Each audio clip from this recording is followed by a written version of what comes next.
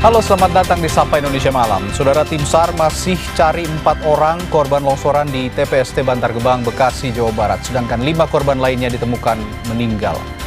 Gubernur Jakarta sebut longsor yang terjadi di Bantar Gebang akibat hujan ekstrim yang menyebabkan sampah licin dan memicu longsor. Dan perhatian dunia saat ini masih tertuju pada perang di Timur Tengah. Iran telah resmi menunjuk Mojtaba Khamenei sebagai pemimpin tertinggi Iran. Namun Amerika Serikat sempat melontarkan pernyataan keras bahwa siapapun pemimpin Iran tidak akan memiliki masa jabatan panjang. Dua sorotan ini dan lainnya masih akan kami hadirkan dalam Sapa Indonesia Malam. Saya Cynthia Rompas. Dan saya Radhi Saputro, kita mulai Sapa Indonesia Malam hari ini untuk Anda.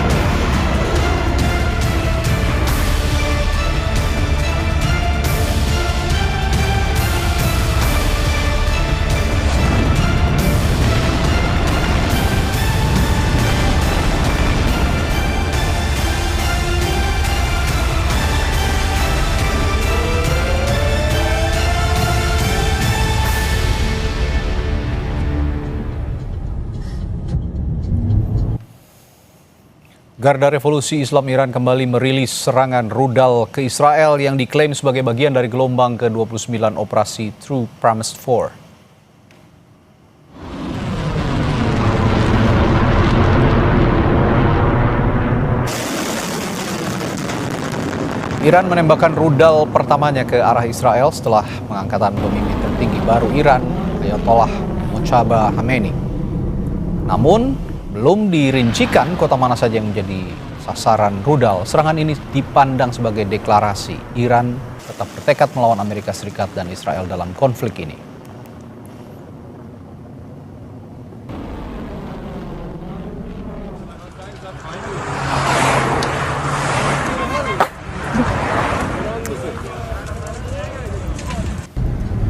Ini adalah visual lain dari serangan Israel ke lokasi penyimpanan minyak Iran. Militer Israel mengklaim telah menyerang beberapa kompleks penyimpanan bahan bakar yang digunakan Angkatan Bersenjata Iran sebagai bahan bakar peluncuran rudal.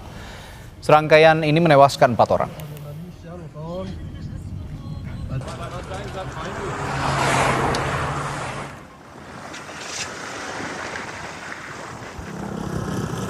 Asap hitam tebal terus mengepul dari depot dan kilang minyak Shahran di Teheran setelah serangan Israel menghantam lokasi tersebut pada Sabtu malam. Rekaman video menunjukkan truk-truk yang hangus terbakar dan kendaraan lain yang rusak di lokasi kejadian. Sementara para pekerja masih memeriksa dampak dari serangan tersebut. Kementerian Perminyakan Iran menyebut 3 depot minyak di daerah Kohak, Shahran, dan Karaj diserang oleh pesawat tempur Israel.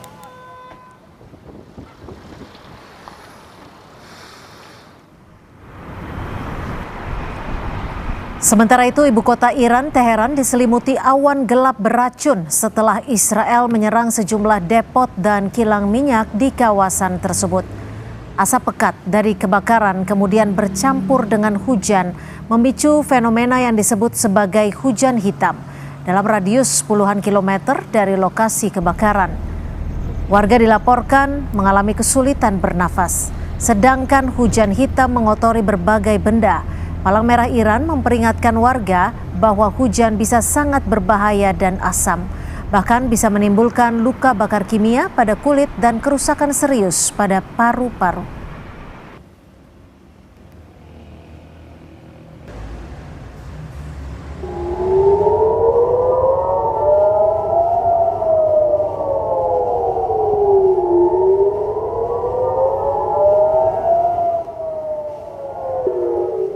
Warga di Tel Aviv, Israel terlihat menuju tempat perlindungan selama bunyi sirine terbaru di Tel Aviv pada hari Minggu yang disertai dengan ledakan. Terlihat di langit saat rudal dicegat. Teheran membalas serangan terhadap aset Israel di wilayah tersebut. Dengan ledakan dilaporkan di negara-negara di seluruh Teluk.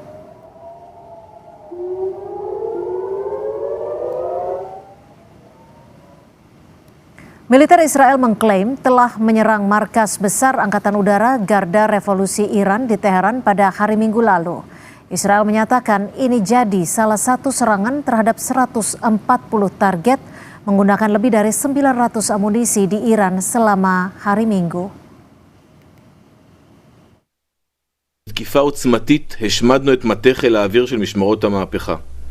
מתוך המטה שהושמד, המשטר ניהל את ירי הטילים והכטב"מים לעבר עורף מדינת ישראל ומדינות האזור. מהמטה בו הוא מצולם, הוא ניהל והוביל הוצאת מתווה טרור.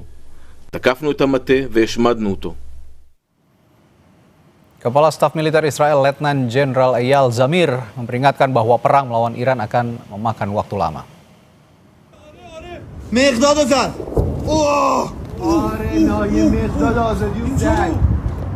Peringatan itu disampaikan dalam pertemuan Komando Pertahanan Dalam Negeri pada hari Minggu lalu. Ia meminta pasukan militer Israel tekun dan sabar menghadapi perang melawan Iran. Eyal Zamir mengklaim Angkatan Laut Israel telah menewaskan 5 komandan tinggi Korps Garda Revolusi Iran.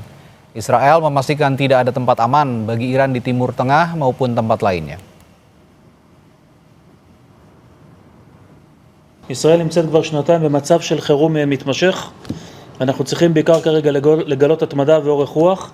זה ייקח עוד זמן רב, לזה אתם צריכים להיות מוכנים. וכמה זמן שזה ייקח? זה ייקח שום מקום בטוח לשלוחות הרשע האיראני, בשום מקום במזרח התיכון, לא בביירות ולא בשום מקום אחר.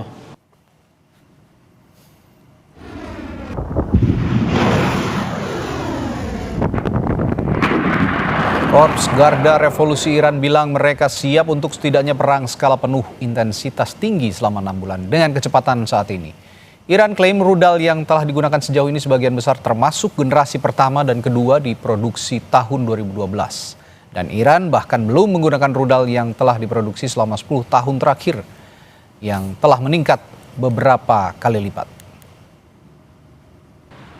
در تسلیحات هم در راهبرد هم در تاکتیک ابتکار عمل ذراتخانه موشک‌های سنگین بالستیک کروز انواع پهباد و شناورهای تهاجمی متناسب با یک جنگ گسترده یک جنگ تمام عیار یک جنگ طولانی تامین شده.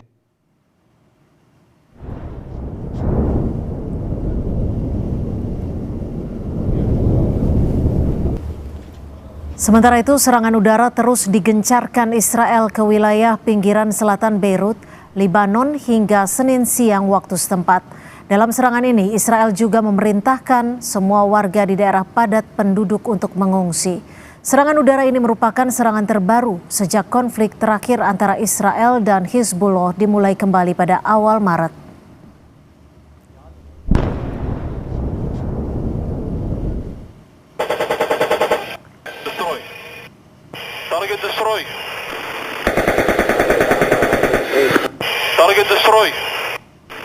Kementerian Pertahanan Uni Emirat Arab pada hari Minggu merilis video yang menunjukkan sebuah drone Iran yang berhasil dicegat dan dihancurkan. Mereka menyebut telah berhasil mencegat dan menghancurkan 16 rudal Iran dan 1 rudal jatuh ke laut.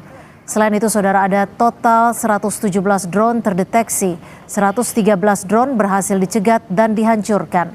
Sementara 4 lainnya jatuh di dalam wilayah Uni Emirat Arab. Sejak serangan Iran dimulai, sebanyak 238 rudal balistik dan 1.422 drone telah terdeteksi.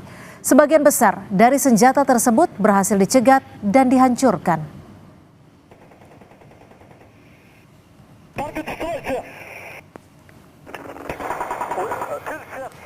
Otoritas Bahrain mengumumkan pada hari Minggu bahwa negaranya telah mencegat dan menghancurkan 3 rudal dan 13 drone yang diluncurkan dari Iran.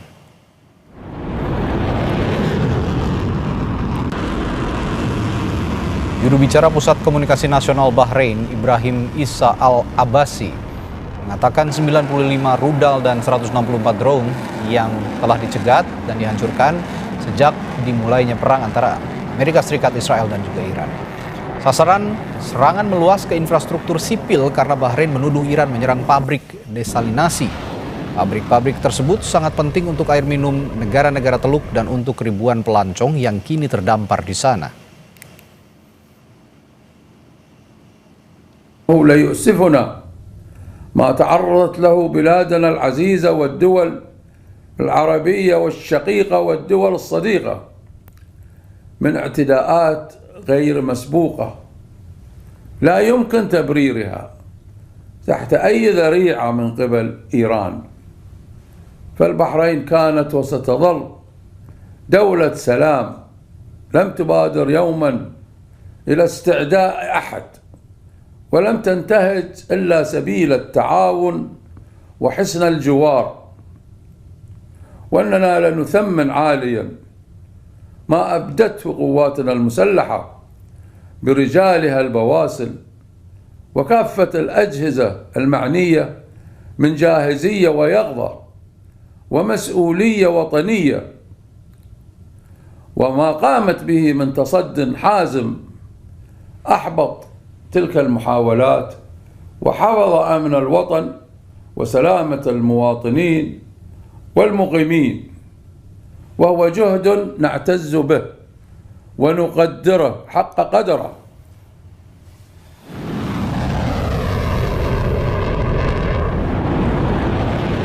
Raja Bahrain Hamad bin Isa Al Khalifa mengutuk serangan Iran terhadap negara-negara Teluk. Raja Hamad bilang ia menyesalkan serangan Iran yang belum pernah terjadi sebelumnya dan tidak dapat dibenarkan karena berdampak pada negara Arab tetangga dalam perangnya dengan Amerika Serikat dan juga Israel.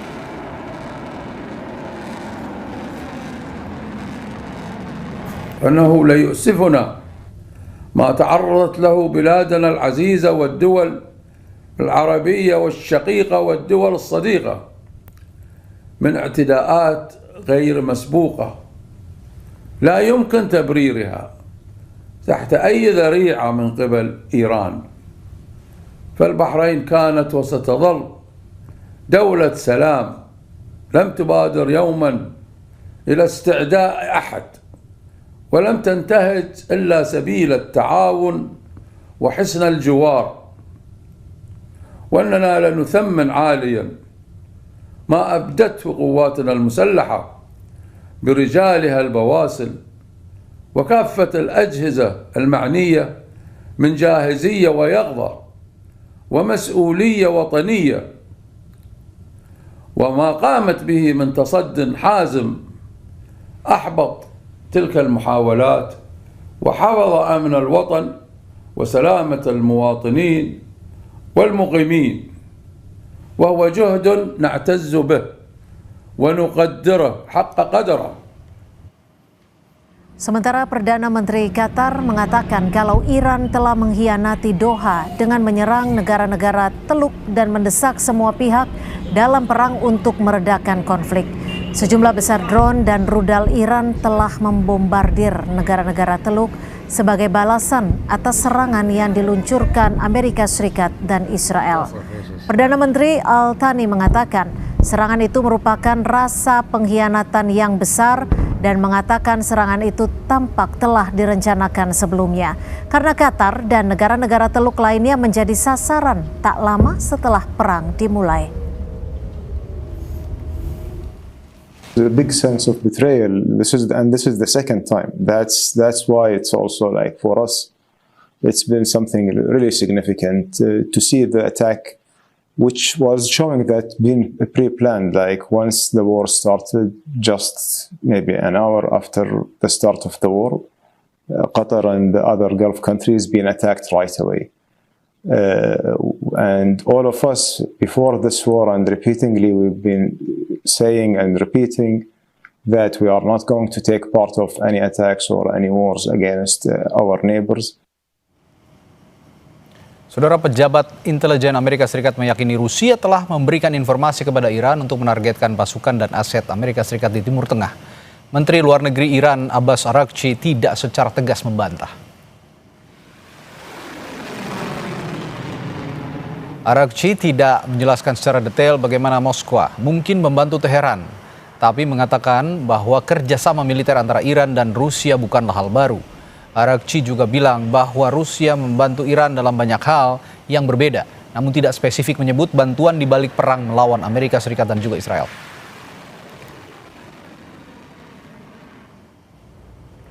Well, we have a strategic partnership with Russia. So that's a yes? And well, a military cooperation between Iran and Russia is not something new. It's not a secret. It has been in the past and is still there and will continue in the future. Is Russia helping you locate U.S. forces? I just want to be very clear here. Well, I don't have exact military information. As far as I know, we have a very good partnership with Russia. Saudara, 4 orang masih hilang diduga tertimbun longsor sampah di TPST Bantar Gebang. Informasinya usai jeda, tetap di Sapa Indonesia Malam.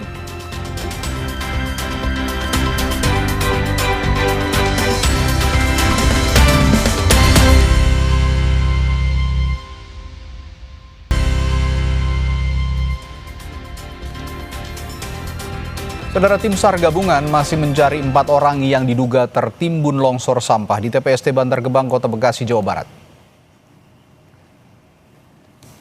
Keempat korban yang belum ditemukan ini terdiri dari warga setempat dan sopir truk. Petugas mengerahkan ratusan personel, sejumlah eskavator untuk segera menemukan korban. Kantor SAR Jakarta mengungkap 13 orang jadi korban longsor gunungan sampah di TPST Bantar Gebang. 4 diantaranya selamat, 5 korban meninggal dan 4 lainnya masih belum ditemukan.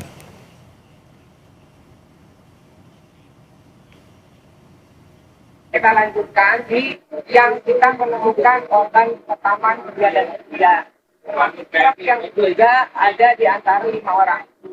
Kesulitannya tadi informasi lokasi untuk yang terakhir atau saksi ya, memastikan di mana posisi truk dan orang yang terakhir dilihat. Itu aja kesulitannya. Dan kita hanya melihat dari yang ditemukan posisinya dari korban pertama, kedua, ketiga, dan sampai yang keempat.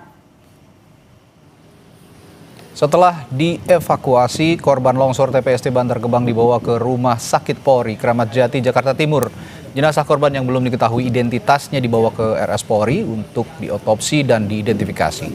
Total 5 korban longsor TPST Bantar Gebang ditemukan meninggal dan 4 lainnya masih dalam pencarian.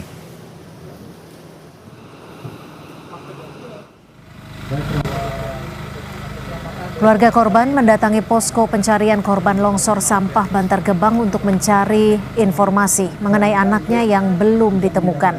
Fatimah, yang merupakan ibu korban longsor, bilang menunggu perkembangan pencarian korban sejak Minggu malam. Menurutnya sejumlah barang milik anaknya sudah ditemukan, namun belum ada informasi mengenai anaknya yang bekerja sebagai sopir truk sampah.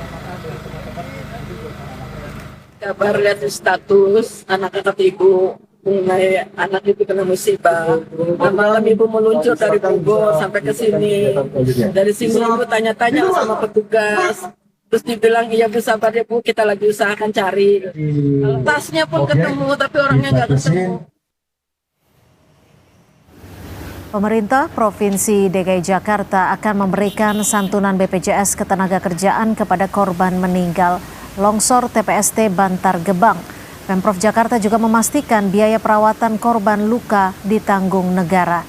Gubernur DKI Jakarta Pramono Anung mengungkap ada zona yang ditutup dan pengalihan aktivitas TPST Bantar Gebang ke zona lainnya. Pemerintah Provinsi DKI Jakarta memastikan korban yang meninggal dari PJLP Dinas Lingkungan Hidup akan mendapatkan santunan BPJS Ketenagakerjaan. Sementara biaya pengobatan bagi yang luka-luka sepenuhnya ditanggung oleh pemerintah DKI Jakarta. Sebagai langkah mitigasi, layanan di zona 4A ditutup sementara.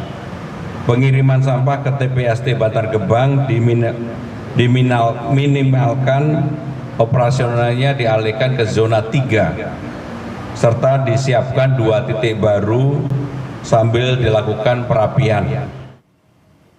Bagaimana proses terkini pencarian korban longsor sampah di TPST Bantar Gebang? Kita tanyakan langsung kepada jurnalis Kompas TV Niko Anggriawan dan juru kamera Roy Ilman. Niko, hingga sore hari ini berapa korban yang masih dicari? Apakah petugas kembali menemukan korban? Niko. Ya kalau bisa melihat situasi terkini, Cynthia dan juga saudara, yang mana ada belasan ekskavator di belakang saya yang bekerja untuk mencari korban-korban yang masih tertimbun material sampah yang imbas dari longsor yang terjadi pada hari kemarin. Sementara kalau misalnya bisa dilihat visual saat ini ekskavator-ekskavator yang bekerja di zona 4 ini untuk sementara dihentikan terlebih dahulu, dan juga tim SAR ini sudah beramai-ramai untuk berkumpul ke titik lokasi ekskavator ini bekerja. Tidak ada juga saudara. Ini diindikasikan menemukan satu korban baru yang baru saja ditemukan oleh tim SAR gabungan. Dan semuanya ini memang sudah prosedur seperti itu apabila menemukan body part atau diindikasikan adalah korban.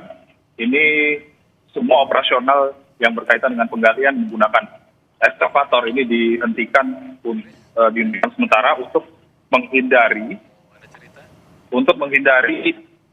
terjadinya kerusakan terhadap jenazah yang ditemukan. Dan bisa dilihat saat ini tim SAR juga telah membungkus yang diduga korban ini ke dalam kantung jenazah untuk nantinya akan dibawa langsung ke Rumah Sakit Polri Kramat Jati. Dan kalau misalnya terkait dengan pencarian, tidak ada juga saudara, sekitar ada belasan ekskavator atau belasan alat berat yang dikerahkan untuk mencari sejumlah korban yang dilokasi masih tertimbun material sampah di zona 4, kawasan tempat pembuangan sampah terpadu di Bantar Gebang. Dan kalau misalnya setelah dari sini, dan juga saudara, ini nantinya jenazah yang ditemukan akan dibawa ke Rumah Sakit Polri Kramat Jati untuk diidentifikasi lebih lanjut. Untuk sementara demikian, kita masih menunggu bagaimana proses jalannya evakuasi yang dilakukan oleh tim SAR gabungan untuk mengevakuasi korban longsor di Bantar Gebang sore ini. Niko, artinya hingga sore hari ini masih ada berapa korban lagi yang dilakukan pencarian dan apa sebenarnya kendala dari tim gabungan? Kalau tadi siang ini ada sekitar 5 orang yang ditemukan, kemudian pada sore hari ini baru saja ditemukan 1, dan indikasi sudah ada 6 jenazah yang ditemukan, sehingga masih ada 3 jenazah lagi yang masih harus dilakukan pencarian oleh tim SAR gabungan. Dan kalau misalnya terkait dengan kendala, ini bisa berkaitan dengan kontur tanah dan juga sampah-sampah yang masih labil. Tentunya ini bisa membahayakan dari petugas SAR gabungan itu sendiri, karena kalau kita bisa melihat situasi terkini ini ada banyak ekskavator dengan tonase besar. Tentunya ini bisa membuat kontur dari sampah-sampah yang menjadi material longsor ini menjadi hambatan dari tim SAR gabungan untuk mencari korban pada sore hari ini. Cynthia. Baik, terima kasih Niko Anggriawan melaporkan langsung dari Bantar Gebang, Jakarta Timur.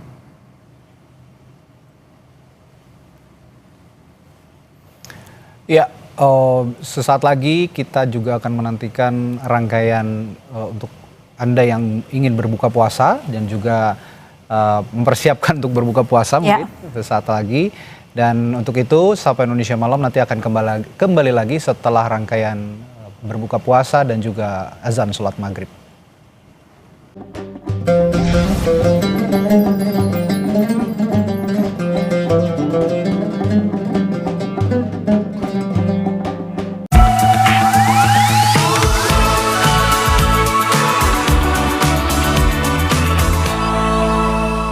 Assalamualaikum warahmatullahi wabarakatuh. Gimana kabar puasa hari ini? Semoga kita dilimpahkan keberkahan di bulan suci Ramadan. Amin. Seperti biasa, setiap Ramadan, Cooking is Fun akan berbagi resep yang pastinya bisa pemirsa recook untuk dijadikan menu buka puasa. Menu kali ini adalah ikan dori kukus dengan kecap asin dan jahe. Bahan-bahan yang dipakai yaitu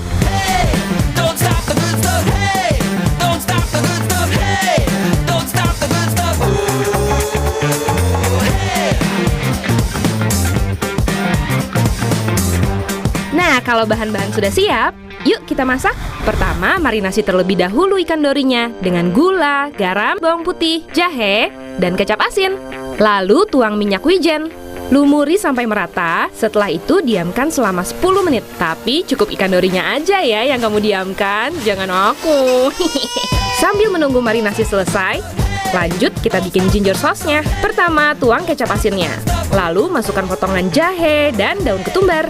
Selanjutnya, masukkan bawang bombay. Masukkan gula pasir dan aduk-aduk sampai rata. Setelah dimarinasi 10 menit, kukus ikan dorinya selama sekitar 15 menit supaya matang sematang rencana tujuan hidupmu. Setelah matang dan diangkat, kreasikan ikan dori dengan potong menjadi 2 bagian. Lalu tuang kecap asin yang sebelumnya sudah diracik dengan jahe dan bombay. Agar terlihat lebih menarik, kamu bisa tambahkan bahan seperti irisan cabai merah atau pelengkap lainnya. Tada! Ini dia dori kukus dengan kecap asin dan jahe sudah selesai. Gimana? Mudah kan bikinnya?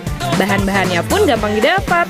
Saksikan terus Cooking is Fun selama bulan Ramadan untuk mendapatkan aneka resep mudah hanya di Kompas TV.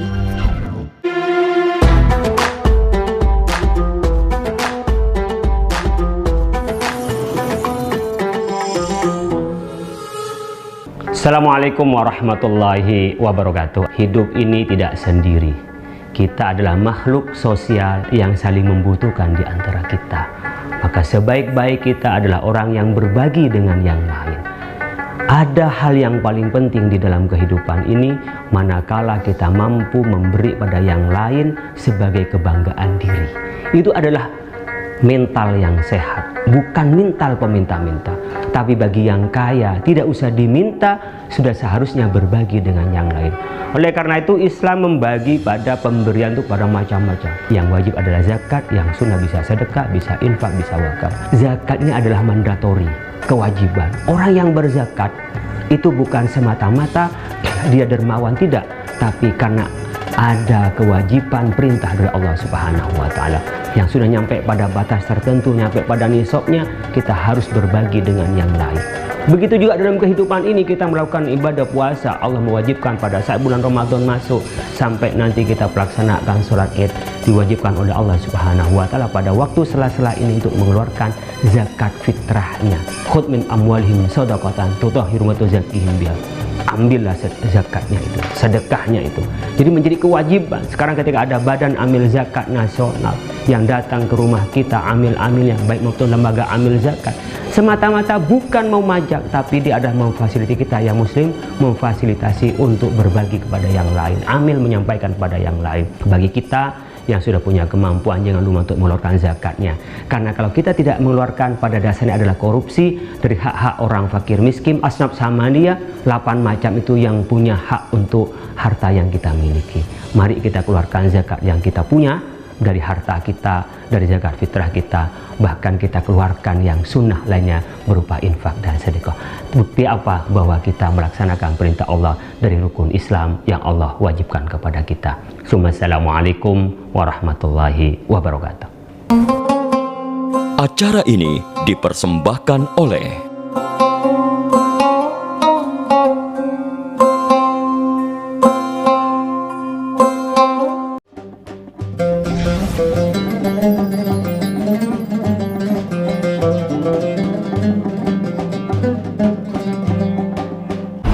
Sesaat lagi Anda menyaksikan Kurma Kuliah Ramadan yang didukung oleh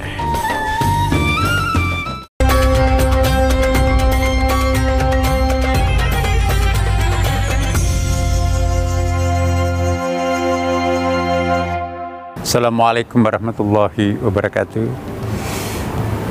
Para pemirsa Kompas TV yang dimuliakan Allah Subhanahu wa Ta'ala, kita sering mendengarkan sebuah statement, humanity is only one, there is no colors. Kemanusiaan itu satu sesungguhnya. Mau bicara tentang warna kulit apapun, mau bicara tentang negara manapun, mau bicara tentang etnik manapun, mau bicara tentang jenis kelamin manapun juga, humanity is only one. Kemanusiaan itu hanya tetap satu itu. Makanya itu dalam Al-Quran disebutkan, walaqad karramna bani Adam, Allah memuliakan anak cucu Adam. Jadi siapapun anak cucu Adam itu sesungguhnya satu itu ya. Ya. Perbedaan belakangan muncul, ada perbedaan etnik, kewarganegaraan, termasuk perbedaan agama. Tetapi apapun namanya perbedaan itu, tetapi tetap kita sebagai satu anak cucu Adam. Di dalam Islam siapapun merasa anak cucu Adam wajib dihormati dan wajib saling menghormati. Ya, jangan karena perbedaan agama, jangan karena perbedaan etik, jangan karena perbedaan jenis kelamin, jangan karena perbedaan status sosial, jangan karena perbedaan umur, lantas kita akan mendiskreditkan satu sama yang lain. Ya, mari kita bersatu, sekalipun bentuk kita ada yang warna kulitnya berbeda. Ya, tetapi bagi kita adalah kita semuanya adalah anak-anak cucu Adam. Inilah indahnya kebersamaan itu ya. Kita bisa berbeda bentuk dan sebagainya, tapi sama-sama kita bisa sakit hati, sama-sama kita bisa senang, dan sama-sama bisa tersinggung, tapi sama-sama bisa bangga. Karena itu kita semuanya menjadi warga dunia yang sangat bagus ini, mari kita pelihara. Apalagi Indonesia ini adalah bangsa yang sangat dikagumi dunia karena keragamannya, tapi tidak membuat perbedaan itu. Ya, saya ingin menegaskan sekali lagi ya, bahwa sekalipun kita berbeda jenis kelamin, warna kulit, agama dan sebagainya, tetapi jangan karena perbedaan itu membuat kita itu berjarak satu sama lain. Jadikanlah perbedaan itu sebagai suatu keindahan. Ya, inilah Indonesia seperti yang kita tampilkan selama ini. Kita berbeda warna kulit, berbeda daerah, berbeda jenis kelamin, bahkan berbeda pakaian, tetapi kita satu kemanusiaan Indonesia. Inilah yang disebut dengan ukhuwah basyariyah, persaudaraan sebagai kemanusiaan. Ada ukhuwah wataniyah, persamaan sebagai kebangsaan. Kita sama-sama warga bangsa. Ada lagi lebih khusus lagi, ukhuwah Islamiyah. Tapi yang saya ingin lebih generik lagi adalah ukhuwah makhlukiyah. Kita sama-sama makhluk. Jadi jangan karena kita manusia itu binatang yang ditumbuh-tumbuhan, lantas kita akan memojokkan, menghancurkan satu sama lain. Manusia itu presiden alam semesta. Sebagai presiden alam semesta kita harus dan wajib untuk memelihara lingkungan. Ya, tidak boleh melakukan eksploitasi melampaui batas daya dukungnya, karena alam yang sehat akan membuat kita lancar beribadah. Alam yang sehat membuat kita lancar menjadi khalifah. Alam yang sehat akan sempurna kemanusiaan kita. Alam yang rusak akan membuat rusak kemanusiaan kita. Semoga kita jaga bersama satu sama lain. Wassalamualaikum warahmatullahi wabarakatuh.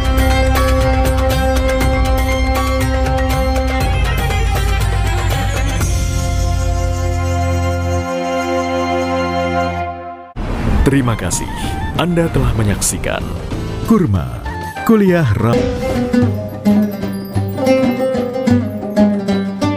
Allahu Akbar, Allahu Akbar, Allahu Akbar,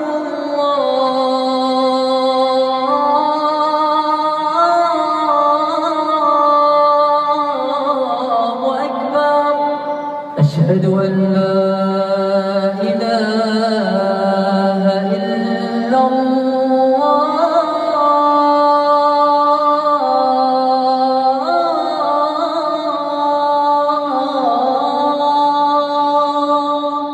أشهد أن لا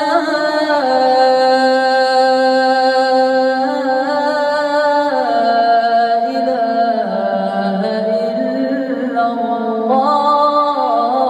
إلا الله أشهد أن محمدا رسول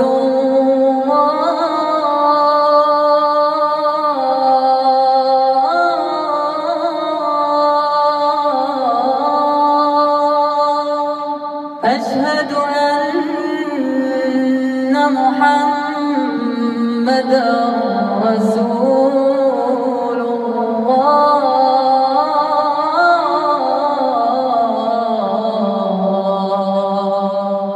حي على الصلاة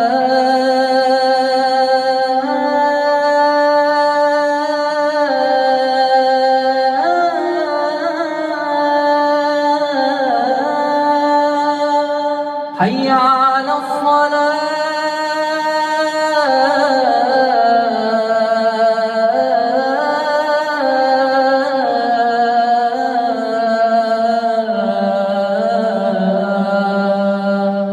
حي على الفلاح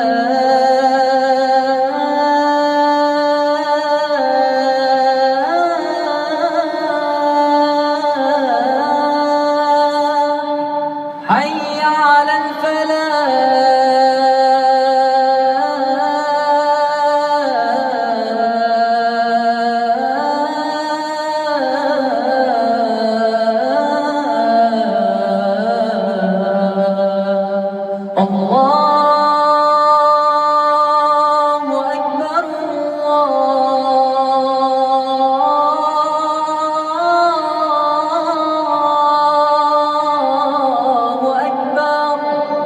لا إله إلا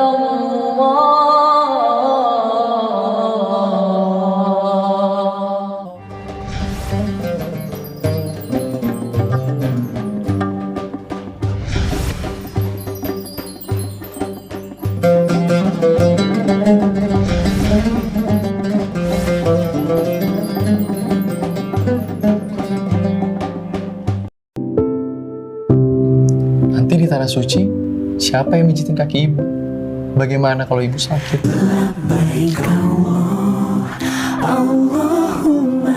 Pemerintah Arab Saudi setuju pembangunan kampung Indonesia di kota Mekah. Ibadah haji jadi lebih dekat, lebih singkat, dan lebih hemat. Kampung Indonesia, hadirkan tanah air di Tanah Suci. Momentum ini mengajak kita semua merefleksikan perjalanan diri, mempererat persaudaraan, serta menumbuhkan semangat baru untuk terus berkontribusi bagi kesejahteraan rakyat dan kemajuan bangsa Indonesia. Saya, Usman Sabta, Ketua Umum Partai Hanura, mengucapkan selamat menunaikan ibadah puasa 1447 Hijriah.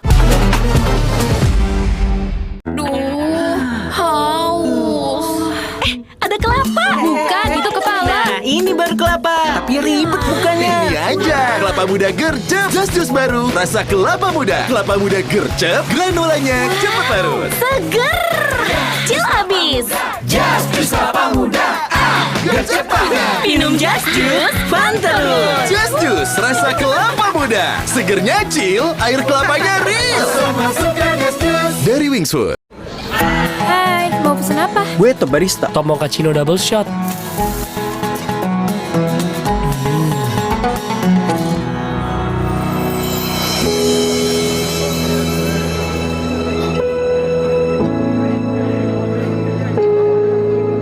Berbagi itu ketika tangan kanan memberi, tangan kiri tidak perlu mengetahui.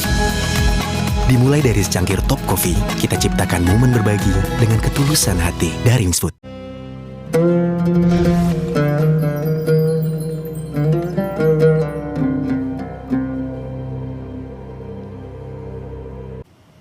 Selamat berbuka puasa dan juga beribadah sholat maghrib untuk Anda yang menjalankannya di wilayah Jakarta dan sekitarnya. Dan untuk menemani Anda berbuka puasa, kami punya informasi hidangan khas Aceh yang bisa menjadi salah satu alternatif makanan untuk berbuka puasa Anda. Salah satu kedai makanan khas Aceh di Bandung menyajikan beragam makanan dan minuman yang pasti bisa menggoyang lidah Anda. Di kota Bandung, tepatnya di Jalan Ambon, terdapat warung makan yang menyuguhkan beragam hidangan khas Aceh. Menu ini diantaranya adalah ayam tangkap, yakni ayam goreng khas Aceh yang disajikan dengan daun temurui. Daun yang satu ini semakin memberikan aroma rempah yang kuat dan pastinya bisa menambah nafsu makan bagi para penikmat.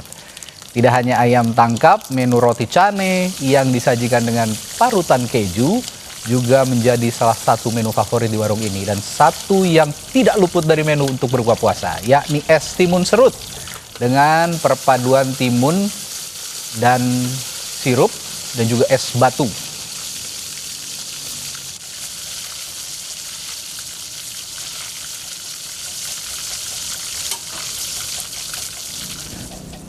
Lalu bagaimana kenikmatan berbuka puasa dengan menu makanan khas Aceh? Saat ini sudah ada jurnalis Kompas TV Mita Handayani dan juru kamera Sunandar di Bandung, Jawa Barat. Halo Mita, menu apa yang disajikan untuk berbuka puasa hari ini yang paling direkomendasikan di tempat Anda melaporkan saat ini?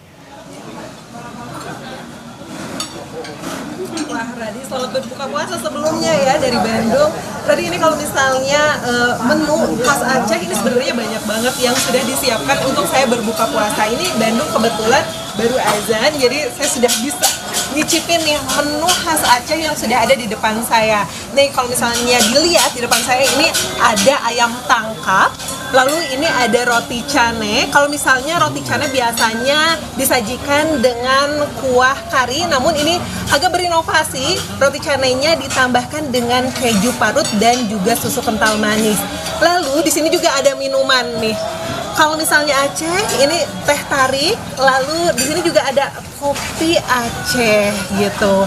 Dan menu lainnya bisa geser sedikit, di sini ada kemamah. Nah, kalau kemamah ini katanya adalah ikan tongkol yang dikeringkan. Ini saya penasaran banget nih seperti apa ya rasanya, karena kalau misalnya di Bandung ya biasanya ikan tongkol digoreng aja gitu, terus dimakan pakai nasi.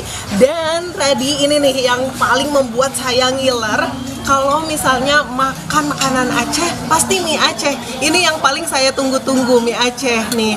Di sini mie Acehnya dengan tambahan daging seafood seperti itu, dan juga ada bawang nih, yang bawangnya tuh kalau misalnya makan di mie Aceh tuh pasti berbeda, rasa bawangnya berbeda. Nah, tadi kebetulan nih saya juga ditemani dengan pemilik dari warung Aceh. Ini saya sudah bersama dengan Bang Fahrul. Assalamualaikum Bang. Waalaikumsalam. Bang, ini kalau misalnya dilihat dari makanan yang di sini cukup lumayan banyak. Sebenarnya kalau saya kesini kan biasanya makan mie Acehnya, tapi sekarang ada ayam tangkap. Ini biasanya ayam tangkap itu adanya di bulan puasa aja atau setiap hari juga ada? Setiap hari ada, tapi kalau di bulan lain itu cuma ada Selasa, Kamis, Sabtu. Enggak setiap hari? Enggak tiap hari. Jadi khusus bulan puasa itu ayam tangkap selalu ada. Sekarang saya mau coba ayam tangkapnya ya Bang ya? Oke, ini pemirsa, sekarang saya mau mencoba ayam tangkapnya. Ini karena berbeda sepertinya ya, dan ini juga daunnya berbeda ya Bang ya. Kalau misalnya di Bandung tuh pakai surawung atau kemangi gitu ya. Nah, kalau ini daunnya daun apa sih Bang? Ini namanya daun temurui kalau bahasa Aceh. Daun temurui. Oke, sekarang saya mau coba ya pemirsa. Bismillah.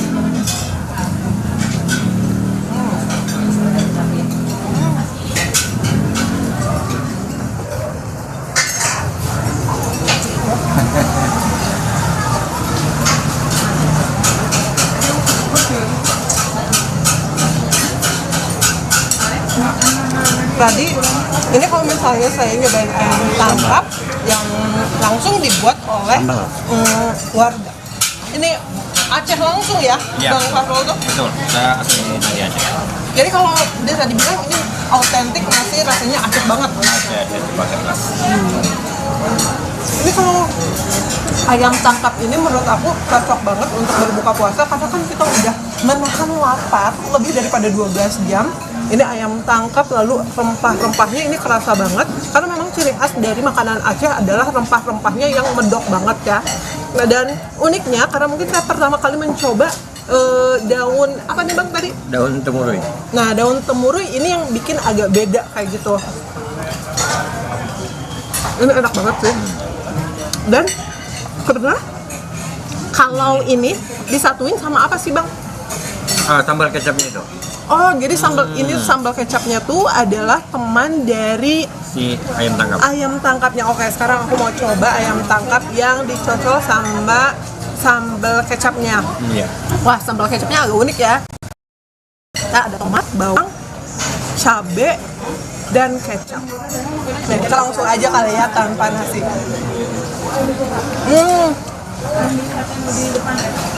Ternyata makan pakai ini lebih segar karena memang ada pedasnya, ada segernya dari bawangnya, ada manisnya juga dari kecap. Dan kalau misalnya makan makanan Aceh, ini nih yang paling ditunggu-tunggu adalah makan pakai mie Acehnya ini.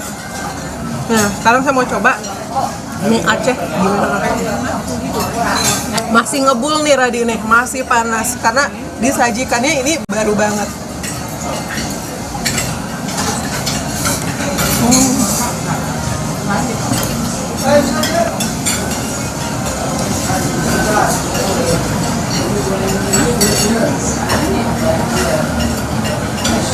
Satu suapan lagi ya.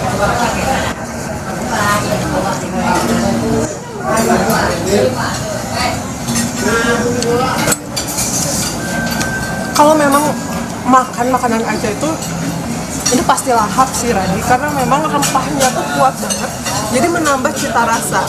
Tadi ketika saya datang ke sini, ini udah mulai masak ya Bang ya, dari setelah asar, dan rempah-rempahnya tuh udah kerasa banget. Oke.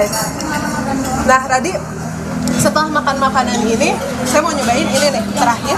Ini adalah es rutimun. Karena ini adalah pelepas dahaga yang paling nikmat kayaknya ya.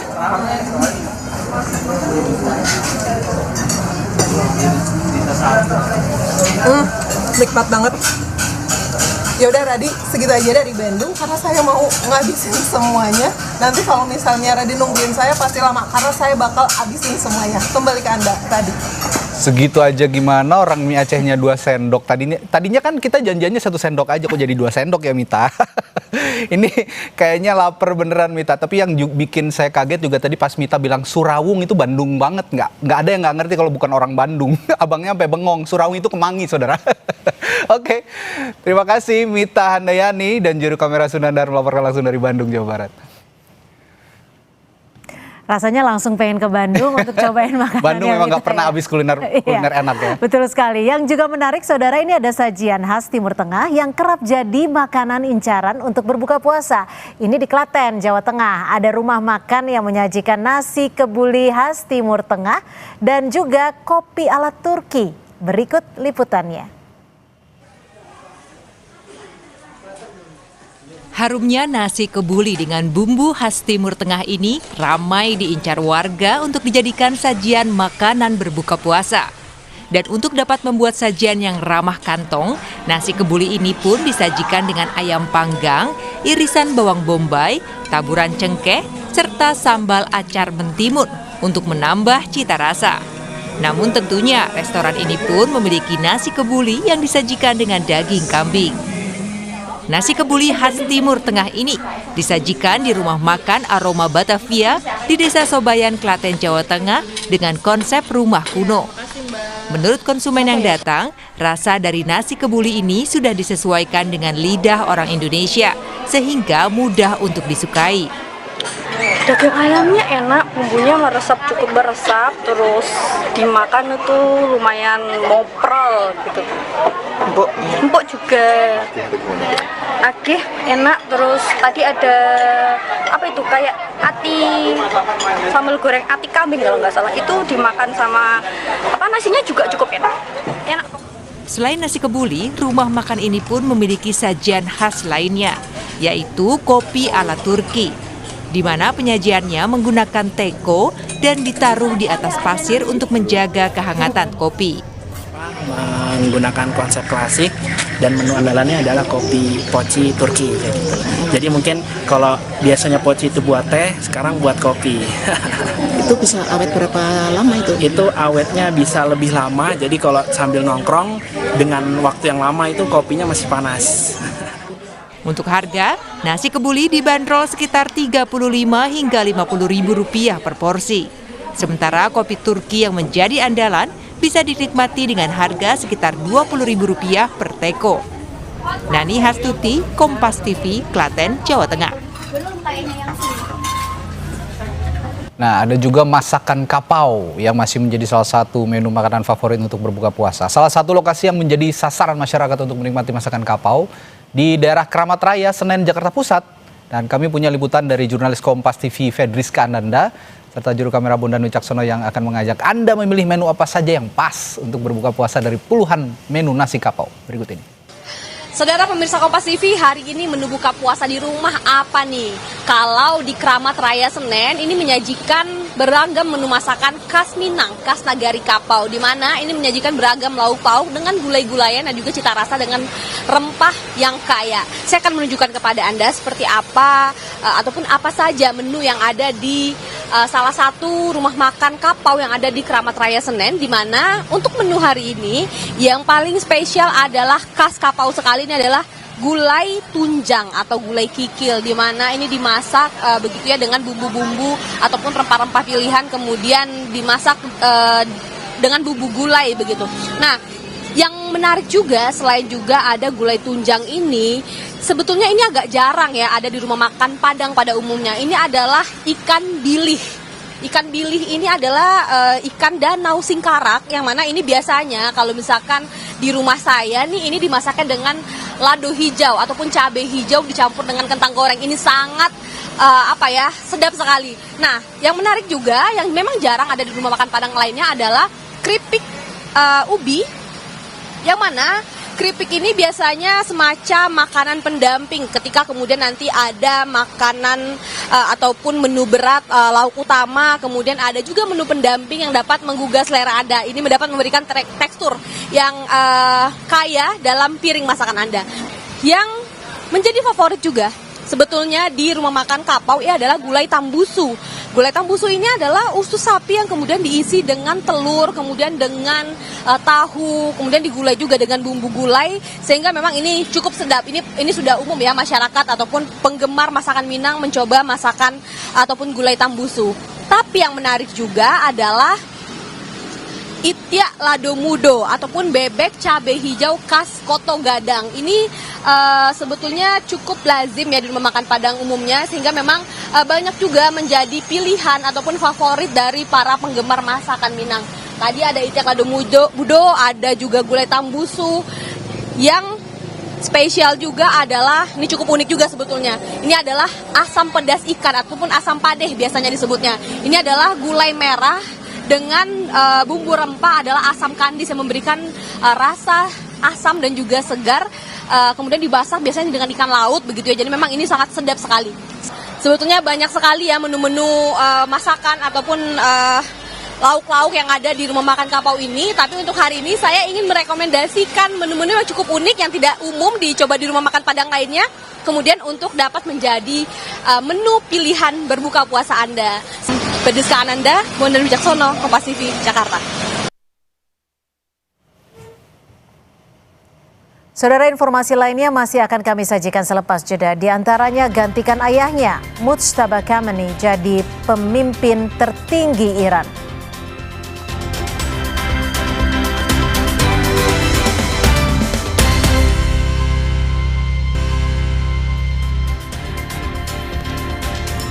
Saudara, Televisi Nasional Iran mengumumkan Mujtaba Khamenei sebagai pemimpin tertinggi Iran, menggantikan ayahnya Ayatollah Ali Khamenei yang terbunuh dalam serangan gabungan Amerika Serikat dan Israel. Mujtaba Khamenei, putra kedua mendiang Ayatollah Ali Khamenei, adalah yang dipilih oleh Majelis Pakar Iran yang berjumlah 88 ulama senior sebagai pemimpin tertinggi yang baru untuk negara tersebut.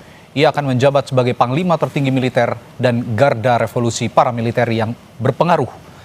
Terpilihnya Mujtaba menepis rumor soal peran Presiden Donald Trump dalam pemilihan pemimpin tertinggi Iran yang baru.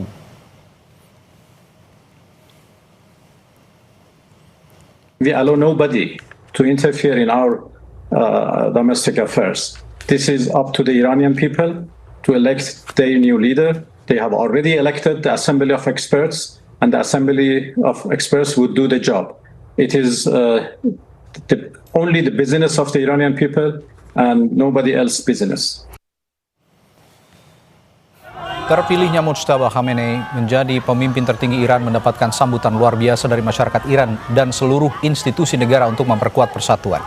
Para pendukung turun ke jalan di Teheran pada Senin pagi untuk merayakan pengangkatan ini. Namun Mujtaba belum terlihat atau terdengar kabarnya di depan umum sejak perang dimulai.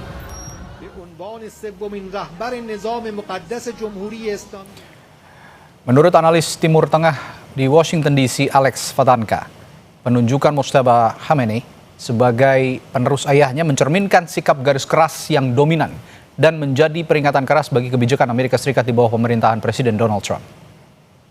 The appointment of Mujtaba Khamenei is the reflection of the fact that the hardliners in that system now have the upper hand.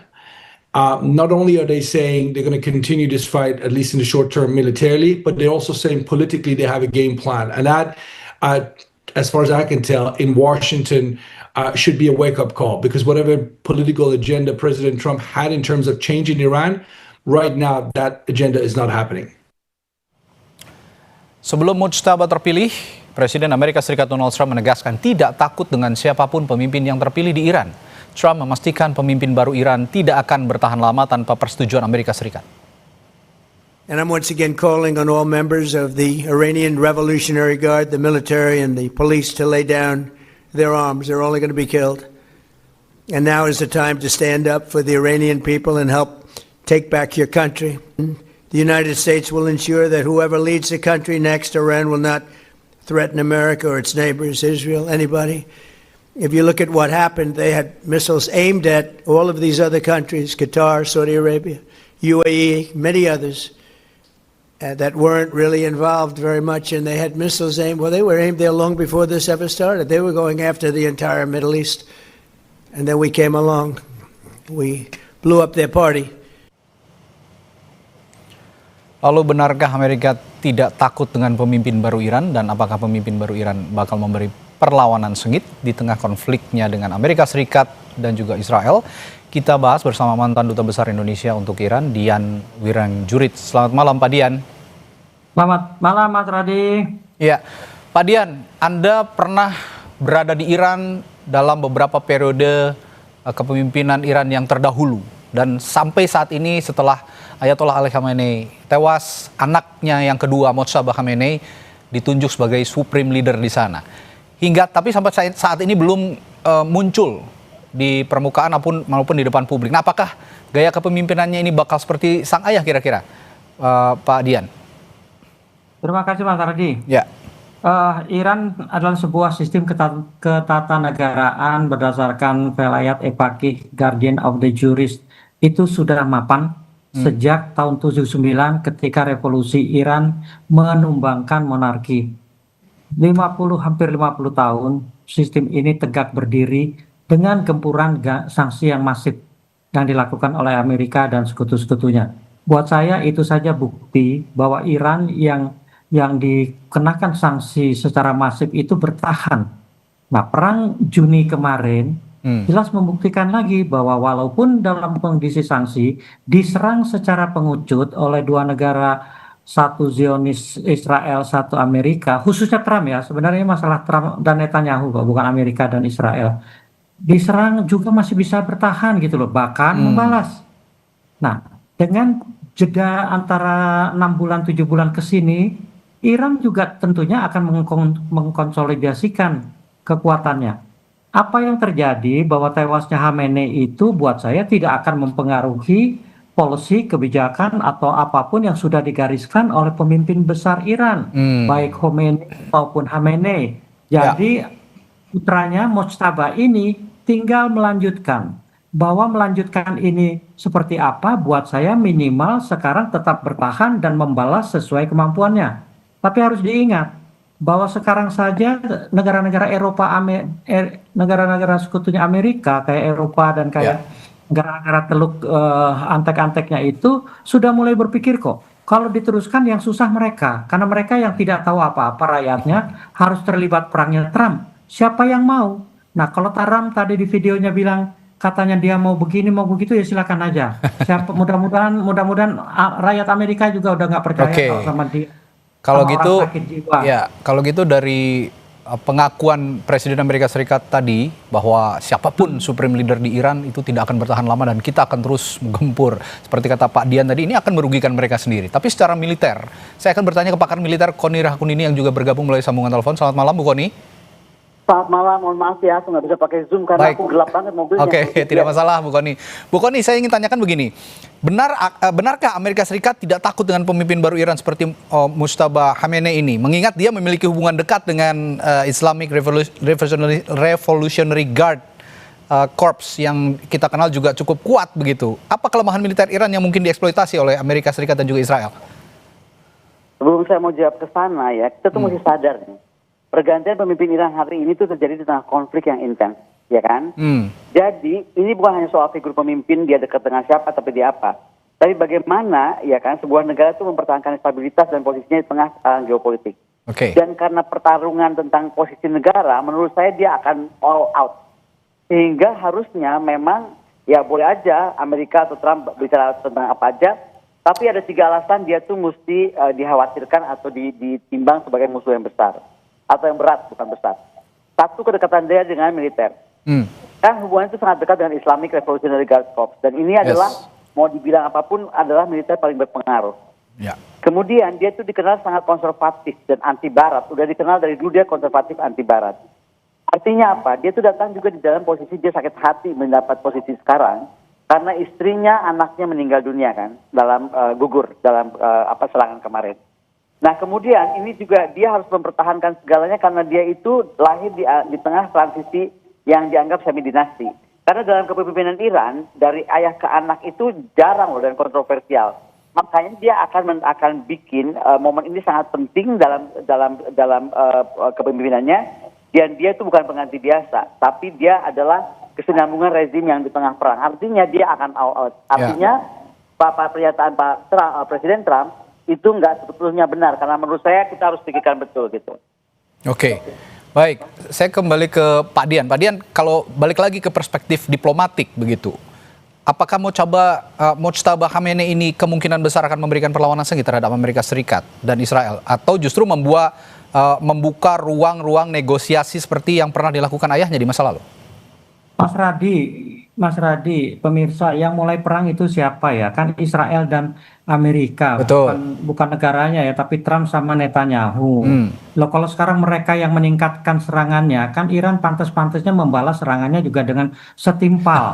Bahkan kalau Trump masih nekat mau dilanjutkan, Iran itu juga pasti siap. Kenapa? Senjata yang dikeluarkan saat ini adalah senjata-senjata lama. Yang lampau ya? Tidak pernah terpakai selama ini. Dari periode 79 sampai sekarang itu, hampir 50 tahun revolusi saya bilang tadi, itu kan sudah pasti banyak perkembangan militer yang tidak diketahui siapapun. Itulah bukti bahwa serangan yang sekarang ini saja sudah merepotkan Amerika, Israel dan sekutu-sekutunya, antek-anteknya yang di Timur Tengah itu bisa melawan, bisa membuktikan bahwa jangankan 1 lawan 1 sama Israel pasti lewat lah kalau 1 lawan 1. Dengan keroyokan seperti ini bertahan, itu belum mengeluarkan semua kemampuannya. Nah kalau sekarang ditanyakan bagaimana kelanjutannya, loh yang mulai siapa? Mulai kalah yang harus sadar. Kalau diteruskan sama-sama rusak, Amerika memang tidak rusak, tapi negara-negara sekutunya di Timur Tengah itu dijamin rusak. Makanya mestinya diplomasi itu dari pihak sana, khususnya dari negara-negara kawasan Teluk Persia yang antek-anteknya itu, yang rakyatnya tidak tahu apa-apa, totonya diajak perang pun bukan perang negara mereka loh, membantu Amerika. Apalagi Eropa pun sekarang sudah mulai terpecah dalam Timur Tengah ini. Jadi mestinya Trump sendiri yang mengaca sehingga mudah-mudahan ada obat yang membuat dia waras sehingga mulai menjajaki diplomasi. Diplomasi harus mulai dari sana, bukan dari Iran. Oke. Kalau dari profil pribadi sosok Mojtaba sendiri, Bu Kony, Anda melihat ini cukup menakutkankah buat Amerika Serikat? Seperti saya ulangi kan, dia itu dianggap figur hardliner. Dia itu terkenal konservatif, dia anti barat dibanding presiden lainnya. Ya, nah, jadi kalau kita mau lihat kemungkinan apa yang paling keras yang akan dilakukan oleh beliau terhadap barat, bukan saya saja, tapi banyak analis memperkirakan kebijakan nuklirnya akan semakin agresif. Jadi dia bukannya takut, dia malah akan semakin strong gitu, semakin bersatu, rakyatnya akan diberi keyakinan bahwa kebijakan nuklir Iran itu harus semakin agresif. Kemudian dengan ini kita bisa melihat bahwa kemungkinan konflik Israel dan Amerika ini nggak akan berhenti begitu cepat. Karena kepemimpinan baru dia muncul sekali lagi tadi dalam semangat sakit hati yang sangat mendalam, bapaknya meninggal, istrinya meninggal, anaknya meninggal, keluarga meninggal. Tapi juga dalam suasana nasionalisme yang tinggi. Ini kan pride rakyat loh. Kebayang nggak sih kita kepala negara kita tiba-tiba dibantai begitu? Pasti pride rakyat tuh akan terbakar dan itulah api nasionalisme itu akan dikobarkan oleh beliau. Ya, bicara nasionalisme, ada yang menarik sebenarnya sebelum serangan besar Amerika Serikat dan Israel ini dijatuhkan ke Iran. Sebelumnya kan Iran juga bergejolak di dalam negeri begitu ya, ketika ada unjuk rasa besar-besaran, kekerasan di mana-mana, yang ternyata belakangan diketahui adalah merupakan propaganda ataupun penyusup-penyusup yang disebar oleh Amerika Serikat dan Israel. Dan dicitrakanlah bahwa pemerintahan Iran ini tidak disukai oleh rakyatnya. Tapi terbukti setelah Ayatollah meninggal, Ayatollah tewas, rakyat Iran tetap solid untuk mendukung Mojtaba Khamenei. Apa yang Anda lihat dari ini, Pak Dian? Mas Radi, begini, tolong dilihat demo bulan kemarin itu, awal akhir Januari itu sebenarnya dibesar-besarkan ya. Kalau dilihat jumlah itu rasanya juga ya kalau dibilang ribuan ya mungkin puluhan ribu adalah. 100.000 adalah, tapi kalau dibilang jutaan ya membesar-besarkan diri. Kalau dilihat dari kamera pun dihadapi dengan aparat mereka kocar-kacir. Artinya apa? Jumlah mereka itu tidak padat kok gitu loh. Apalagi mereka kan melakukan kesalahan fatal, membakar gereja. Nah itu fatal buat saya. Karena disitulah keyakinan Iran tersentuh tuh. Keyakinan jiwa raganya tuh tersentuh. Makanya demonstrasi itu memang tidak lama dan semua itu tertangkap kok.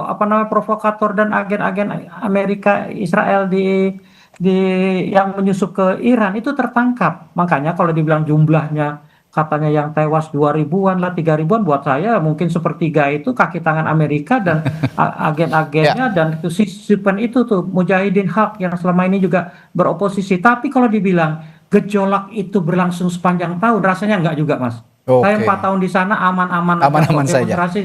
Demonstrasi tiap hari ada, dan seminggu sebelum perang Juni itu saya masih sebulan di sana main-main aman-aman aja kok. Bu Kony, saya juga akan menanyakan hal yang menarik. Bu Kony ini kan guru besar di University of St. Petersburg ya, di Rusia. Tentu saja kabar dari Rusia juga Bu Kony sangat paham sekali. Yang ingin saya tahu kemarin kan bahwa Rusia dan Tiongkok sudah sepertinya kedip-kedipan lah ya dalam tanda kutip dengan Iran untuk siap membantu jika memang Iran mulai kewalahan. Sejauh ini apakah itu akan terjadi bantuan dari dari Rusia dan juga Tiongkok untuk perang melawan Amerika Serikat dan Israel ini? Itu sudah pasti karena mereka tuh tidak mau mengambil sikap netral. Rusia melihat apapun juga negara berdaulat, apakah Iran, apakah bukan Iran gitu kan. Tapi sebuah negara berdaulat dan pemerintah berdaulat main dihantam begitu saja itu sebuah kesalahan, sehingga Rusia menyatakan dia tidak netral. Dan artinya apa? Kita mesti lihat bahwa baik di Rusia, baik di Cina, apalagi mereka di BRICS dan di Greater Eurasia Partnership, mereka percaya bahwa Timur Tengah itu selalu menjadi barometer stabilitas global. Makanya itu akan terus dipertahankan untuk tetap stabilitas. Nah, bagaimana dan apanya kita nggak tahu karena pemimpin Rusia itu dan para kabinetnya itu nggak suka flexing memberitahu apa yang akan mereka buat. Tetapi in silence they will do everything they can, karena begini, mungkin nggak banyak yang tahu ya, tapi ketika kemarin Rusia sedang diembargo mati-matian, semuanya sedang sulit, yang paling membantu Rusia salah satunya adalah Iran. Dan Rusia itu adalah bangsa yang sangat tahu berterima kasih. Of course dia akan segera membalikan rasa terima kasih kemarin itu 4 tahun lalu itu, selama 4 tahun kemarin, bersama dengan apa yang dilakukan Amerika kepada Iran. Tapi dengan cara yang sangat elegan, cara yang sangat cantik, cara yang nggak provokatif gitu. Nah ini saya tanyakan nanti setelah jeda ke Pak Dian. Apakah hubungan yang baik antara Iran dengan Rusia dan Tiongkok ini juga sudah terjadi bertahun-tahun, dan bagaimana juga jejak sejarahnya? Saya akan tanyakan hal itu kepada Pak Dian nanti setelah jeda di Sapa Indonesia Malam. Tetaplah bersama kami.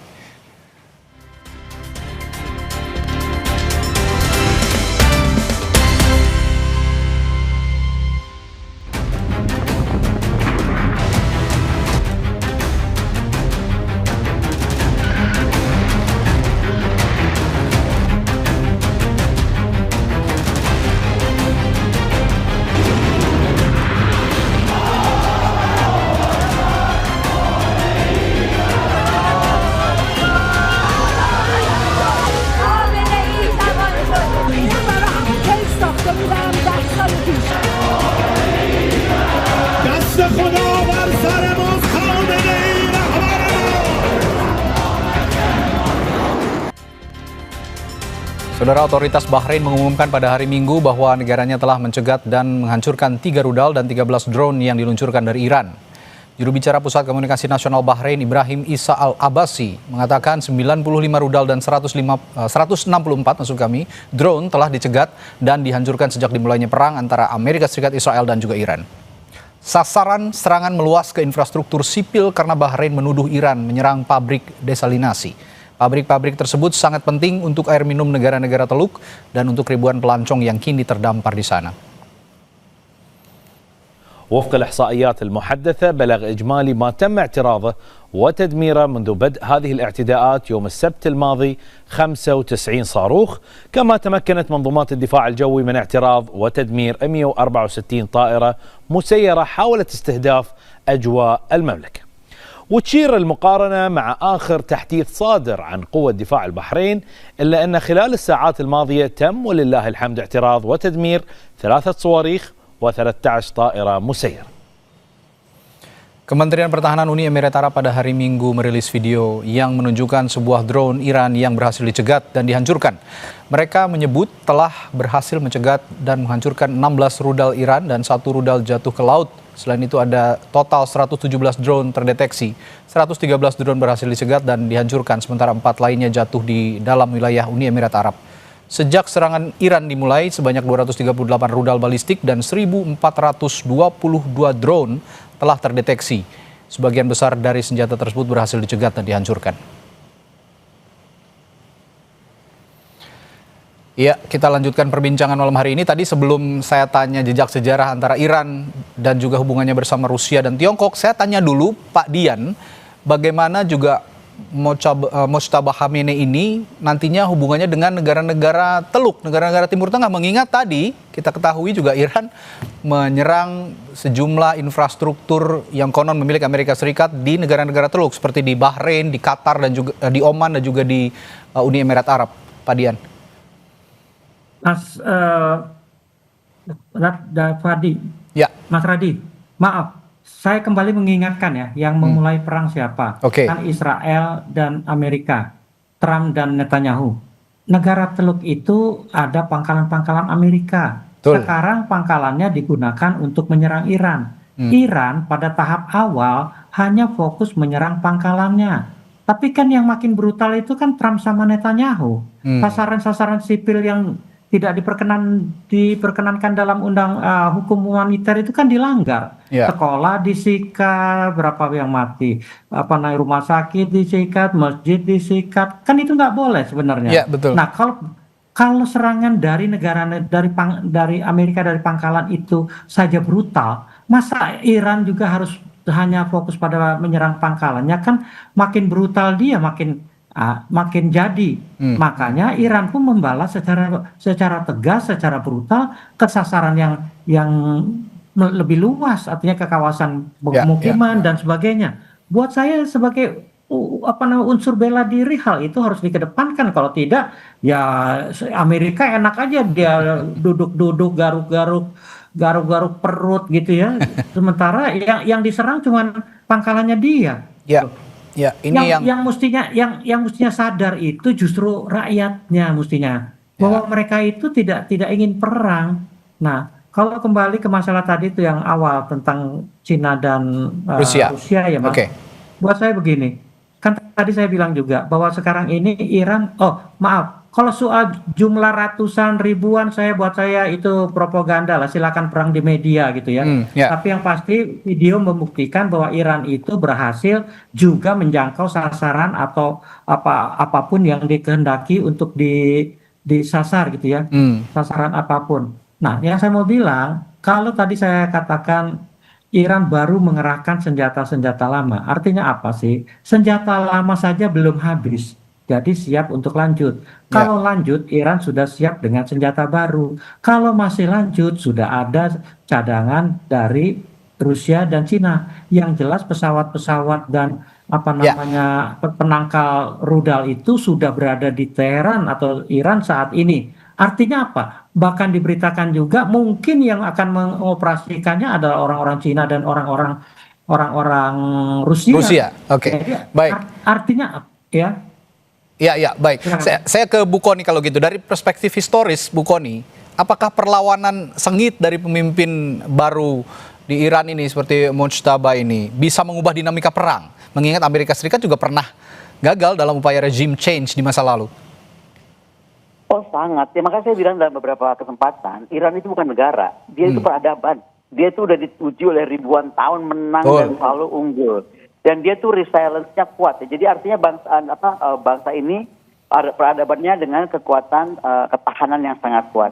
Nah kembali tadi kalau dibicarakan tentang Iran ya, bagaimana mereka tuh di tengah embargo demikian panjang, dia bisa menciptakan rudal balistik hipersonik. Coba kita lihat Fatah 1, Fatah 2. Itu tuh rudal hipersonik yang jangkauannya 1.400 km, hebat banget kan? Belum lagi kalau kita bicara Qasim Bahir, dia tuh rudal balistik jarak menengah yang jangkauannya juga lumayan gitu. Nah, Saya juga mesti ingatkan bahwa dia tuh juga punya FATES 110 rudal. Artinya semua rudal-rudal ini dia bisa ciptakan dan itu sangat berbahaya bagi pangkalan militer di kawasan. Dan mereka ciptakan itu saat mereka tuh disudutkan lah bertahun-tahun ini. Nah, Iran juga tadi sudah disinggung oleh ambasador, dia tuh punya drone yang hebat seperti Shahed series kan, kamikaze dan lain-lain. Itu artinya itu akan menjadi menguras pertahanan udara musuh siapapun itu, gitu. Mau dideploy dari manapun akan terkuras oleh itu. Dan yang paling tadi kita belum bahas, dia tuh punya kapal cepat senjata rudal, bajau laut dan rudal anti kapal. Nah, ini semuanya yang kalau dideploy di jalur minyak Selat Hormuz selesai gitu. Nah, artinya apa yang mau kita bilang? Rusia itu akan membantu, tapi mungkin akan lebih kepada dukungan teknologi dan intelijen. Demikian juga menurut saya Cina. Ya, kenapa? Karena mereka tuh nggak mau terdrag langsung ke dalam ikut perang secara langsung. Tidak mau. Karena mereka merasa bahwa dunia itu harus baik-baik saja. Makanya akan bicara juga di UN, ya kan? Bagaimana mengendalikan UN. Tapi yang pasti misalnya dengan Cina, Iran itu sedang membeli rudal anti kapal supersonik CM302.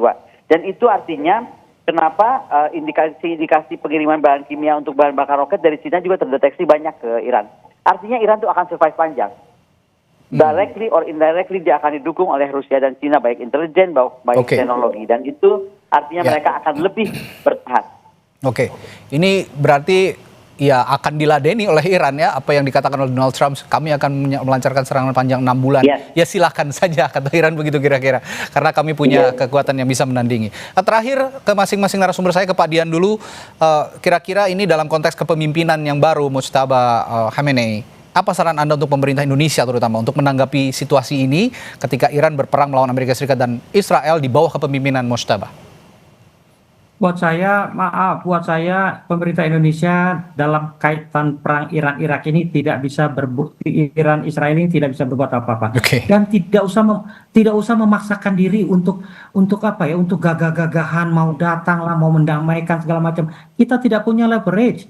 Buat saya saya berkali-kali menyatakan waktu Arab Saudi sama Iran tidak ada hubungan diplomatik atau bermusuhan pun, yang mendamaikan bukan negara Islam, bukan negara non-blok kok, Cina. Udahlah, tenang-tenang aja, benahi dalam negeri, tidak usah ikut-ikutan apapun yang di luar negeri, fokus saja pembangunan dalam negeri. Terima kasih. Banyak masalah, penegakan hukum nomor 1, korupsi nomor 2 dan sebagainya. Baik. Ini pertanyaan yang sama untuk Bu Kony, saran untuk pemerintah tapi dari sisi keamanan regional, mengingat juga ini meskipun belum dikonfirmasi resmi, ada santer kabar yang mengatakan bahwa TNI sudah melakukan kesiapan siaga 1, katanya Bu Kony. Lah yang pasti begini aja lah, yang kita mesti lihat dampak paling langsung bagi Indonesia itu bukan militer tapi ekonomi. Ya kan, konflik Timur Tengah itu mempengaruhi stabilitas energi global. Dan itu kita bicara tentang Hormuz yang terganggu, ya kan. Dan sekarang bagaimana kita prioritasnya menjaga stabilitas energi dan ekonomi domestik. Saya sepakat dengan ambasador bilang. Yang kedua, kita keluar dari board of perang atau board of war. Kenapa? Karena kita tuh sedang harus membereskan urusan kita sendiri. Dan kalau kita membawa TNI ke sana, ini akan menjadi urusan lebih panjang karena strukturnya, secara organisasi board of peace ini masih banyak yang harus dipertanyakan oleh DPR. Jadi betul, saya lebih sepakat kita konsentrasi pada urusan domestik, ya kan? Kita membantu sebisa kita mampu, tapi jangan ikut campur terlalu jauh. Baik, terima kasih pandangannya Bu Kony Rahakundini, pakar militer dan juga mantan Duta Besar Indonesia untuk Iran. Pak Dian Wirangjuri telah berbagi informasi dan perspektifnya malam hari ini di Sapa Indonesia Malam. Sampai jumpa lagi Bapak dan Ibu. Selamat malam. Selamat malam, terima kasih. Selamat malam. Saudara, setelah jeda ada informasi lainnya yang kami hadirkan di Sapa Indonesia Malam. Iran menyebut sekitar 300 kapal tanker minyak besar dan kapal kontainer tertahan di Selat Hormuz di tengah harga minyak dunia melonjak. Kami hadirkan informasinya setelah jeda.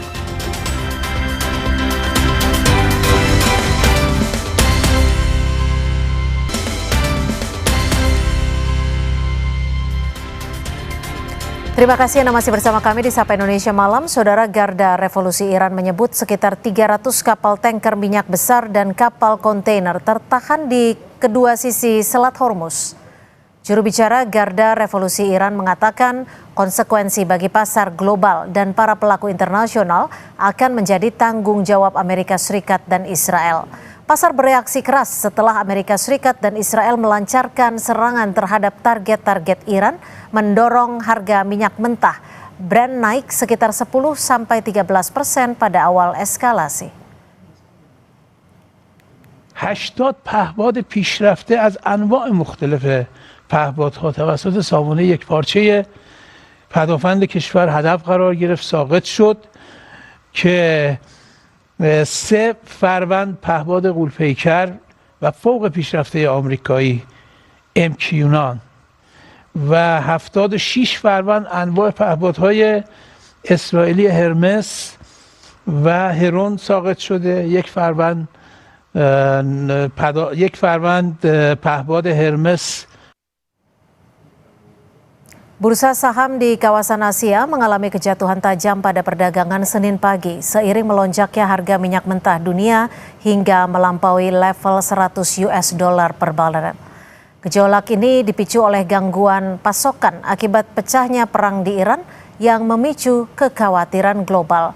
Indeks acuan Jepang misalnya, Nikkei 225 dilaporkan anjlok lebih dari 6% sesaat setelah perdagangan dibuka. Harga minyak mentah jenis Brent melonjak ke angka 107,97 US dollar per barel.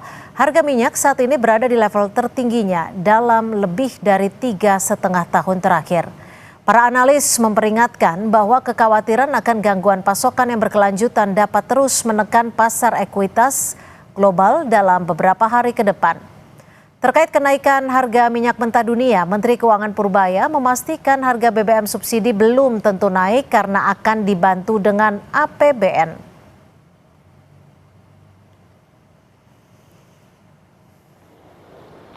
Iran telah memperingatkan bahwa peningkatan serangan terhadap infrastruktur energinya oleh Amerika Serikat dan Israel dapat memicu lonjakan dramatis harga minyak global yang berpotensi mendorong harga minyak mentah melampaui 200 US dollar per barel.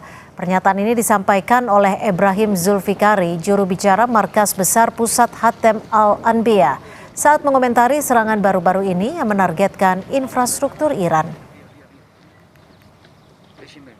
زلانه ضد بشری برحذر دارند تا شعله‌های آتش و جنگ بیش از این گسترش نیابد.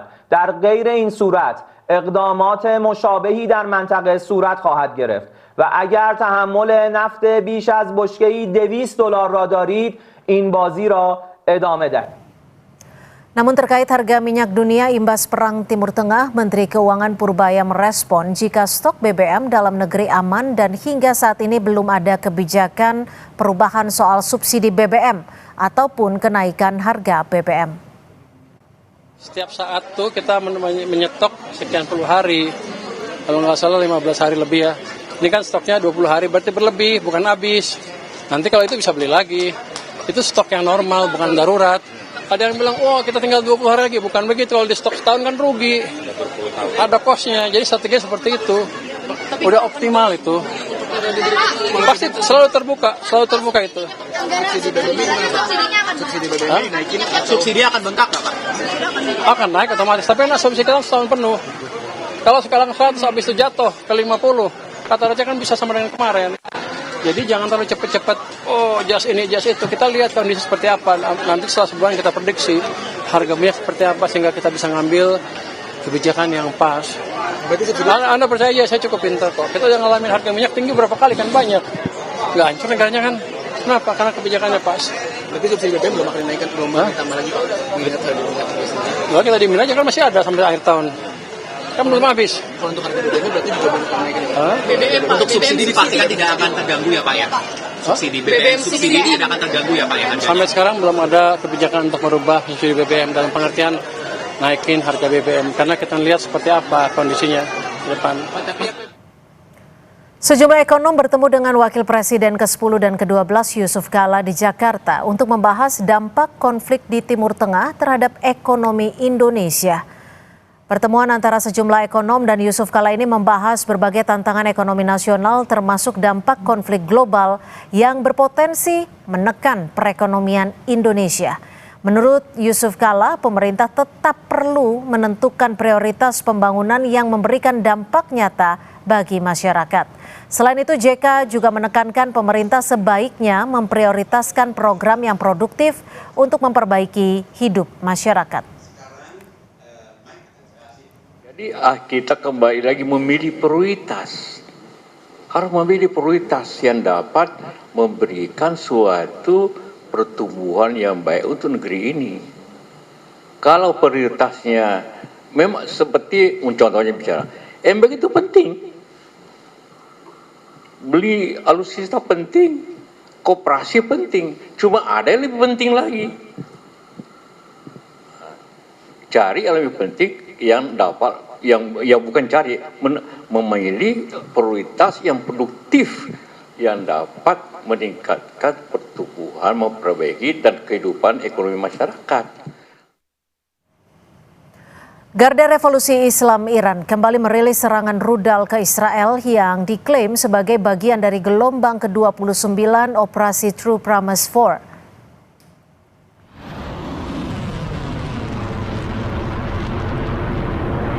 Iran menembakkan rudal pertamanya ke arah Israel setelah pengangkatan pemimpin tertinggi baru Iran, Ayatollah Mojtaba Khamenei. Namun belum dirincikan kota mana yang menjadi sasaran rudal. Serangan ini dipandang sebagai deklarasi Iran tetap bertekad melawan Amerika Serikat dan Israel dalam konflik ini.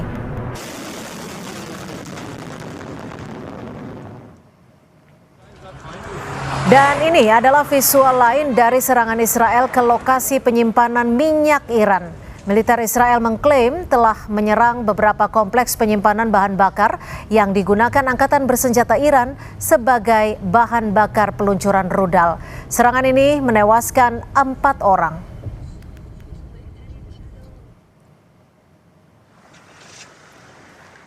Asap hitam tebal terus mengepul dari depot dan kilang minyak Shahran di Teheran setelah serangan Israel menghantam lokasi tersebut pada Sabtu malam. Rekaman video menunjukkan truk-truk yang hangus terbakar dan kendaraan lain yang rusak di lokasi kejadian. Sementara para pekerja masih memeriksa dampak dari serangan tersebut. Kementerian Perminyakan Iran menyebut 3 depot minyak di daerah Kohak, Shahran, dan Karaj diserang oleh pesawat tempur Israel.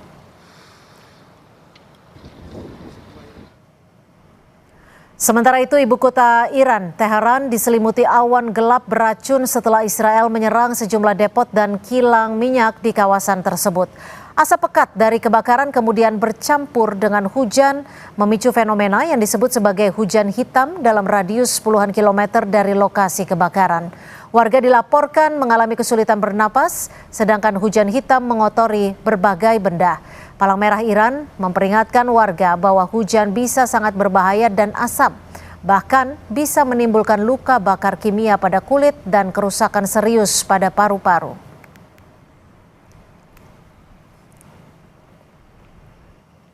Saudara, polisi periksa komika Panji Pragiwaksono terkait kehadirannya dalam sidang adat di Toraja. Informasinya usai jeda.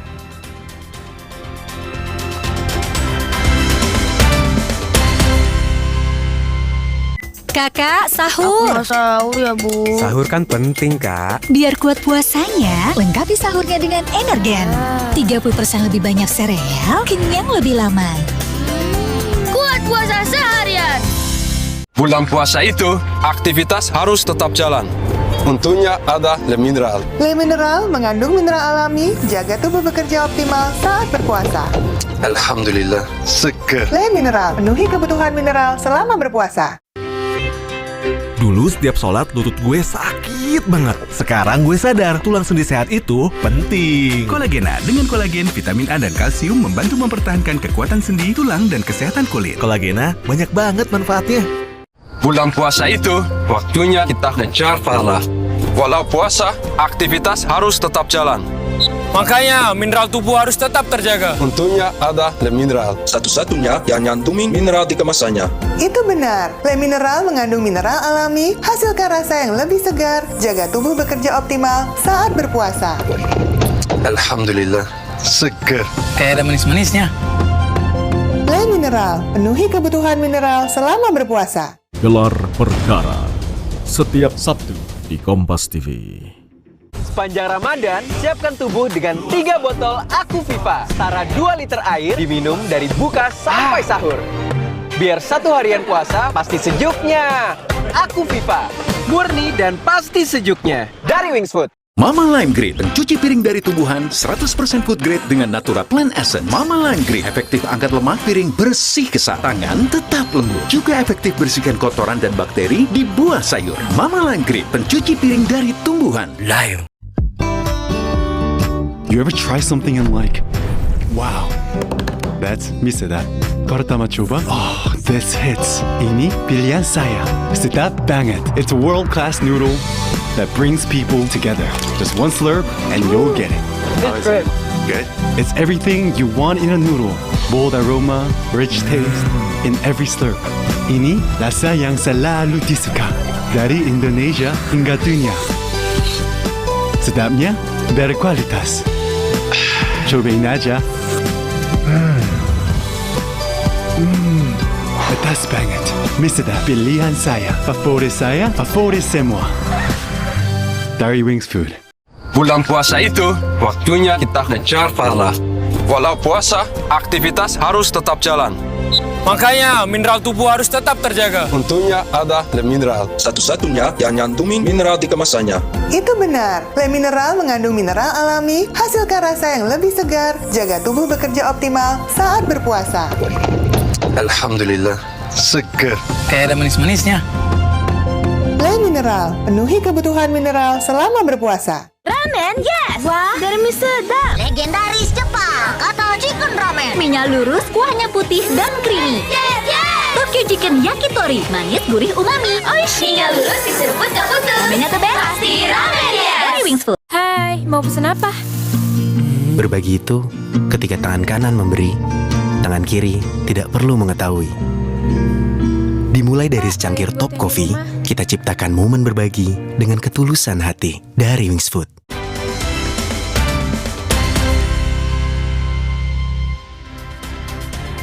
Saudara, ada berita dari komika Panji Pragiwaksono yang diperiksa Bareskrim Polri berkaitan dengan kehadirannya dalam sidang adat di Toraja. Ada 17 pertanyaan yang diberikan penyidik Direktorat Tindak Pidana Siber Bareskrim Polri.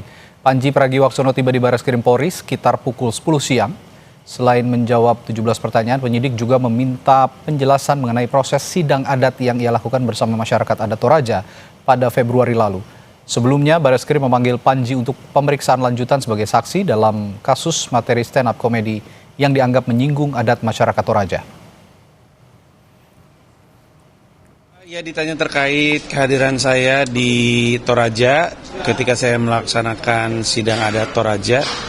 Pertanyaannya seputar itu dan klarifikasi sudah diberikan oleh saya. Moga-moga kasusnya bisa cepat selesai. Ada berapa pertanyaan?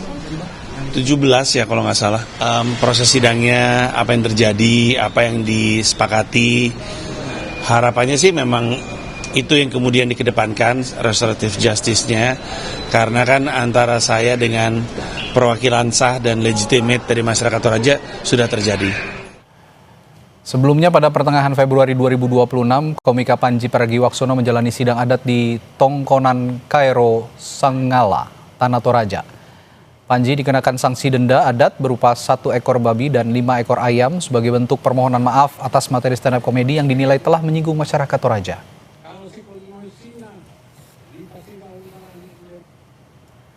Saudara, DPR RI menggelar rapat dengar pendapat umum atau RDPU dengan pemilik bibi kelinci Nabilah O'Brien. Ketua Komisi 3 Habibur Rahman memastikan status tersangka Nabilah sudah dicabut melalui surat perintah penghentian penyidikan atau SP3. Usai mendengar penjelasan dari Nabilah, Habibur Rahman menjelaskan bahwa ada hal yang perlu diperhatikan dalam KUHP baru, khususnya pasal 36, yakni tidak ada pidana tanpa unsur kesengajaan. Komisi 3 meyakini Nabilah tidak melanggar hukum dan mendukung pencabutan status tersangka serta penghentian kasus tersebut. Nantinya Komisi 3 DPR akan memanggil Kapolres seluruh Indonesia untuk mensosialisasikan penerapan KUHP dan KUHAP baru. Hal ini dilakukan agar kasus korban jadi tersangka tidak terulang lagi. Ini nggak banyak terjadi lagi ke depan ya. Jadi kita terus menggalakkan sosialisasi. Kita sudah merencanakan sosialisasi di seluruh Polda di seluruh Indonesia setelah Lebaran besok. Di mana di saat itu kita minta semua Kapolres untuk dihadirkan. Jadi Komisi 3 akan sosialisasi karena Pak, undang-undang itu kan bukan hanya bunyi pasalnya, tapi semangatnya apa. Karena kami yang bikin ya, makanya kami bekerja sama untuk itu. Hilang, udah diselesaikan, udah SP3. Ya. Kasus dugaan pencemaran nama baik yang melibatkan pemilik restoran Bibi Kelinci Nabilah O'Brien dan pelanggannya Zendi Kusuma berakhir damai. Kedua pihak sepakat mencabut laporan setelah menandatangani perjanjian perdamaian. Karopenmas Polri Brigjen Trunoyudo Wisnu Andiko mengatakan kesepakatan damai tercapai setelah para pihak dipertemukan dan melakukan mediasi. Saya mau bilang makasih sama Pak Habibur Rahman. Kami tutup Sapa Indonesia Malam. Terima kasih Anda telah menyaksikan Sapa Indonesia Malam dan selalu cukupi kebutuhan hidrasi Anda pada saat sahur dan berbuka puasa dengan 3 botol air mineral 700 ml yang setara dengan 2 liter air untuk 1 hari puasa pasti sejuknya. Saya Radi Saputro. Dan saya Cynthia Rompas. Terima kasih, sampai jumpa.